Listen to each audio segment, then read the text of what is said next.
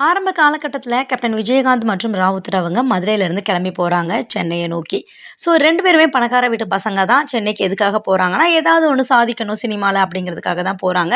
போன இடத்துல ராவுத்தர் அவர் என்ன பண்றாருன்னா, ஒரு டிராவல்ஸ் கம்பெனி மாரி ஒண்ணு வச்சு நடத்துறாருங்க.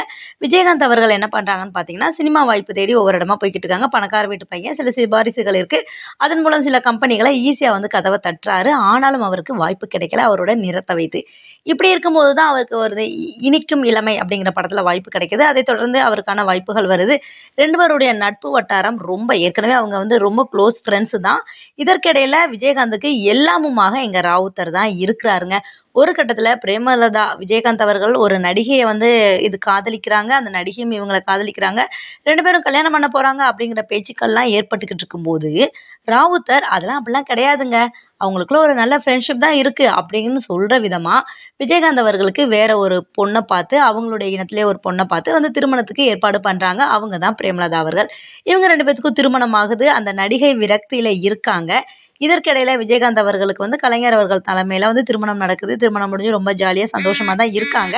இப்ப ராமுத்தர் ஃபிலிம்ஸ் அப்படிங்கிற பேர்ல தான் வந்துட்டு பார்த்தோம்னு சொன்னோம்னா, விஜயகாந்த் அவர்கள் வந்து படம் எடுக்குறாங்க, படம் நடிக்கிறாங்க. ராவுத்தரும் தயாரிப்பாளரா மாறிட்டார்.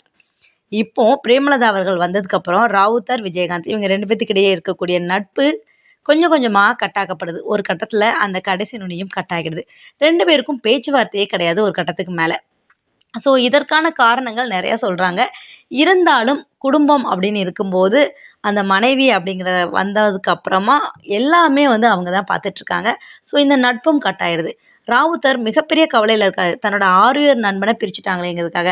இதுல முன்னாடி ஒரு விஷயம் என்ன சொல்லணும்னு சொல்லி பார்த்தீங்கன்னா, ராவுத்தர் அவர்கள் திருமணமே செய்துக்கல. ஏன்னா, தனக்கும் தன் நண்பருக்குமான அந்த நட்ப மனைவி வேற ஒரு பொண்ணு வந்து அத பிரிச்சிடக்கூடாது அப்படிங்கிறதுக்காக. ஸோ நான் அப்படி இருந்தா கூட உனக்கு ஒரு நல்ல பொண்ண பார்த்து நான் திருமணம் பண்ணி வைப்பேன் அப்படிங்கிறதுக்காக, ராவுத்தர் தான் பொண்ணே பார்க்குறாரு பிரேமலதா அவர்கள.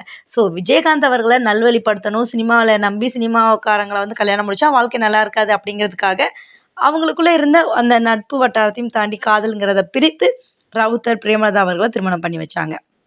ஆனா பிரேமலதா வந்ததுக்கப்புறம், ராவுத்தர் அதுக்கப்புறம் விஜயகாந்த் இவங்களுக்கு இடையே இருக்கக்கூடிய அந்த நட்பு விரிசல் ஆகி, கடைசில அது உடைந்தே போயிருச்சு. 2 பேரும் தனித்தனி துருவங்களா இருக்காங்க. ஒரு கட்டத்துல தன்னோட நண்பன பார்க்க முடியல, பேச முடியல அப்படிங்கிற ஏக்கத்திலேயே ராவுத்தர் இறந்து போயிடுறாரு. அவருடைய இறப்புக்கு போன விஜயகாந்த் அவர்கள் அவங்களோட குடும்பத்தோட போறாங்க. விஜயகாந்த் வந்து தன்னோட நண்பன் இறந்ததுக்கு அப்புறமே விஜயகாந்துக்கு ஒவ்வொரு படியா எடுத்து வைக்க அடிகளா தான் இருக்கு.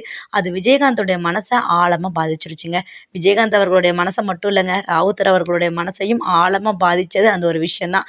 ஸோ நாம பார்த்து வச்ச பொண்ணு நமக்கே வந்து வினையா வந்துட்டாங்களே அப்படிங்கிற மாதிரியான ராவுத்தருடைய எண்ணம் தான் அவரோட மரணத்திற்கே வந்து மிகப்பெரிய ஒரு காரணமா அமைஞ்சிருச்சு.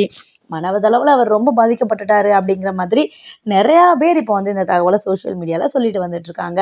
ஸோ எது எப்படி இருந்தாலும் ஒரு சராசரி மனிதனுடைய வாழ்க்கையில மனைவி அப்படிங்கிறவங்க வரும்போது, சுற்றிலும் இருக்கக்கூடிய எல்லாருமே வந்துட்டு ஒரு எட்டு தள்ளி தான் இருக்கணும் அப்படிங்கிற ஒரு சூழ்நிலை கட்டாயத்துக்குள்ள தான் நம்மளுடைய சமுதாயம் இன்னைக்கு கட்டமைக்கப்பட்டிருக்குதோ அப்படின்னு கூட நினைக்க தோணுதுங்க. ஸோ இதுல உங்களோட கருத்துக்கள் என்ன அப்படிங்கிறத கமெண்ட் செக்ஷன்ல பதிவு பண்ணிடுங்க. மேலும் விஜயகாந்த் அவர்கள் பற்றின பல்வேறு தகவல்கள உடனுக்குடன் தெரிந்து கொள்ள நம்மளோட சேனல சப்ஸ்கிரைப் பண்ணி சைடுல இருக்கிற பெல் பட்டன கிளிக் பண்ணிடுங்க.